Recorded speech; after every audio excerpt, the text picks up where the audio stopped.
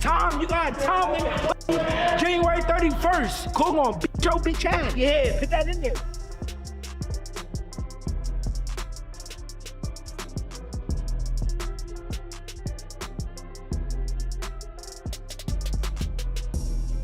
I don't know. It ain't like I said. Your boxing get better by the hour, okay?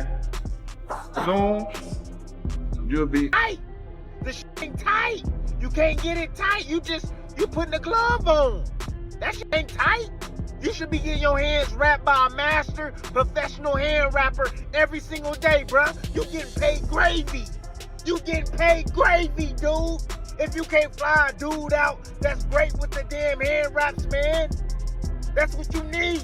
If you got hand problems, bruh, and you need to keep your hands healthy, you need the hot body, man. All that damn money you making, bruh. Somebody tape it on some old ass rap. What's going on? Come on. What we in elementary school? Come on, dog. Them hands need to be wrapped. You can't mess around and go into this fight with Teo. You can't. Every damn way, Shakur, I'm telling you, he gonna box your ass a little bit. He gonna pressure you. He gonna change speeds on your ass. I'm telling you, man, this dude is coming for your ass. You better be ready, but you don't need to be doing all that extra shit if it's gonna weaken you. If you ain't gonna be at your full potential, man. For real. You don't need to be doing all this extra shit. And get a hair. And a Hall of Famer looks Shakur Stevenson straight in the eye and asks, "What the hell are you doing? You know something isn't right?" With the fight approaching, Stevenson has thrown himself into one of the most intense training camps of his career, focused on making real changes. He's working through new techniques, sharp adjustments, and pushing past his comfort zone to ensure he approaches Teofimo Lopez in a completely different way this time. From refining his skill set to adding a new layer of explosive power, Shakur is fully locked in. The energy inside the camp is at an all-time high, and this version of Stevenson looks ready for war. yeah, pop up, push through. 3, press, 1, 2, 3, back flat, 4,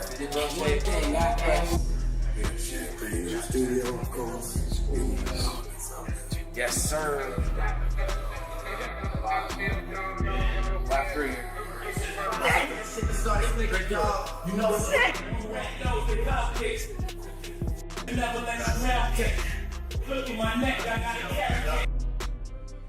Grueling training sessions alongside elite professional boxers, Shakur Stevenson is charging headfirst toward the challenge. Posed by Teofimo Lopez, he's sharpening every aspect of his game with his hand speed and athleticism reaching new heights. Under the guidance of his trainer and surrounded by top-tier sparring partners, Shakur knows exactly what lies ahead. Still, he remains fully committed to delivering a standout performance, pushing himself harder with each passing day.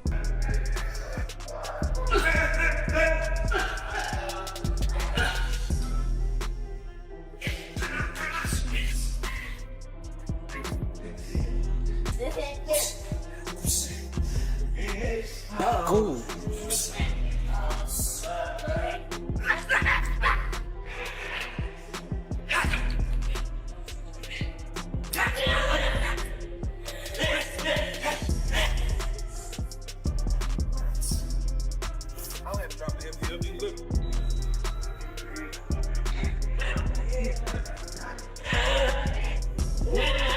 The Shakur camp is brimming with confidence, convinced he can dominate Teofimo Lopez.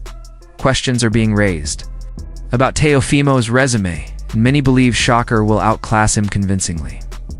The pressure is mounting, and it's not just Teofimo paying attention. Fighters like Devin Haney and Ryan Garcia are watching closely, aware of the power and precision Shakur brings to the ring. Tom, you got Tom in January 31st. Come on, bitch ass. Yeah, put that in there. Shadow box and get some sparring. Maybe about 8 to 10 rounds.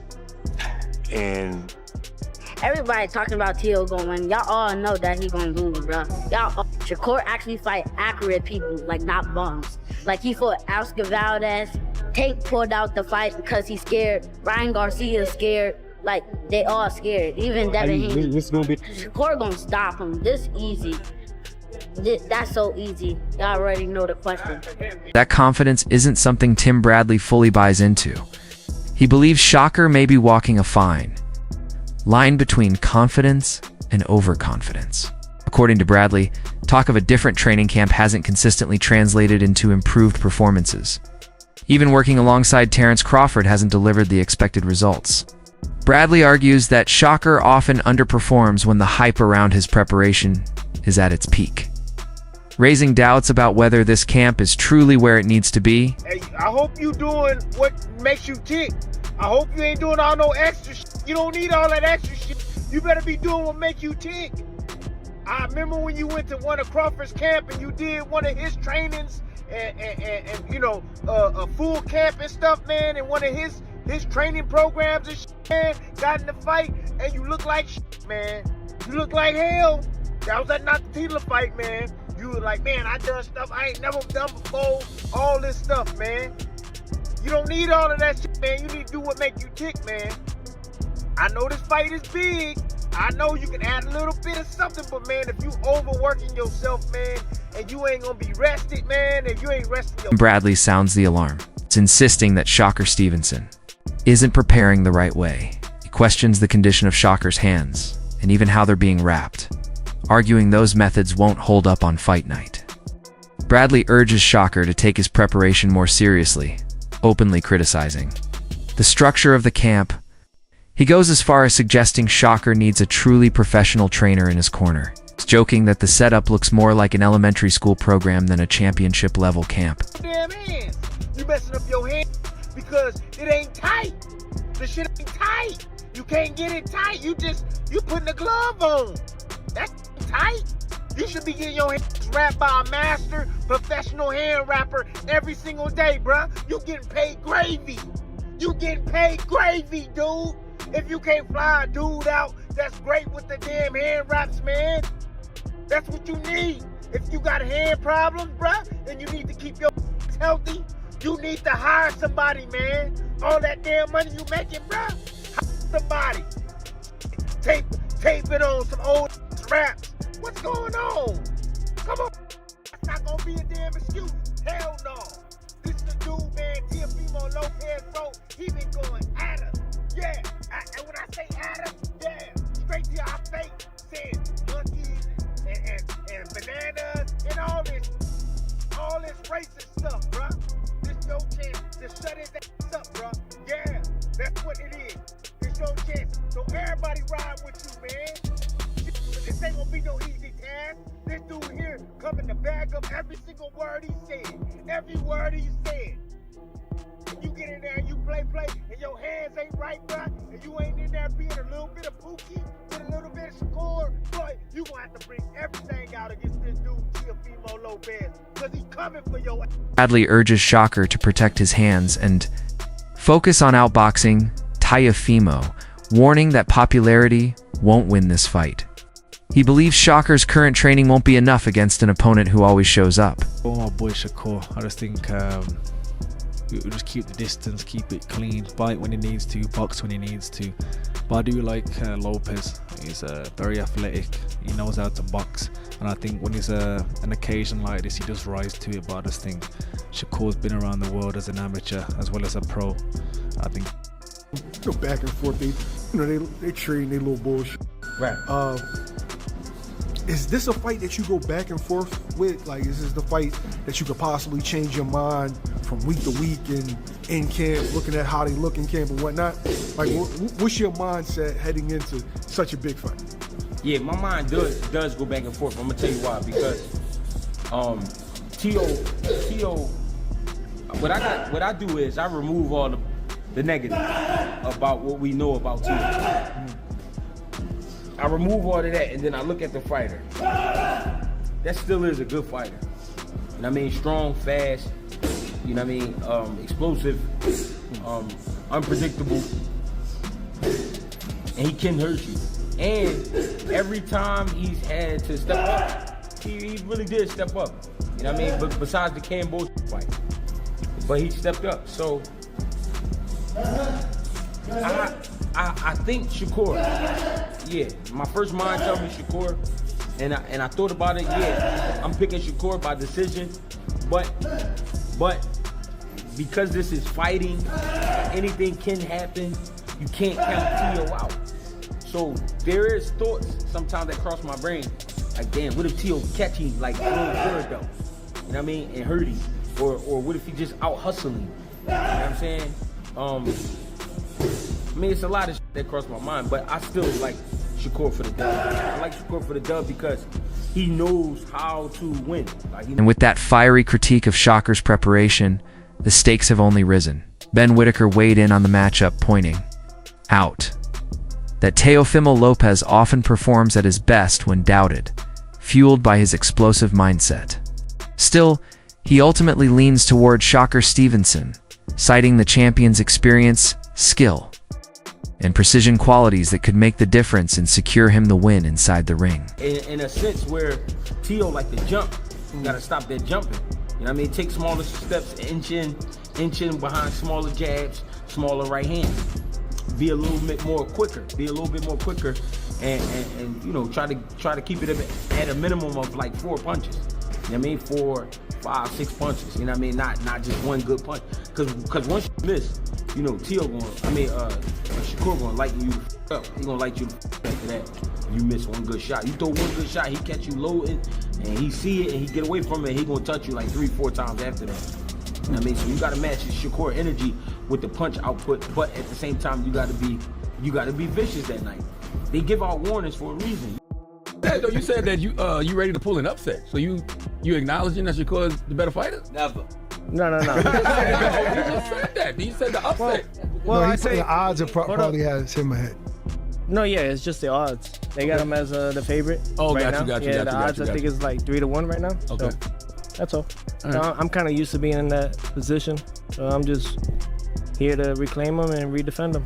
So with that upset, like, what do you plan to like exploit about Shakur in the ring?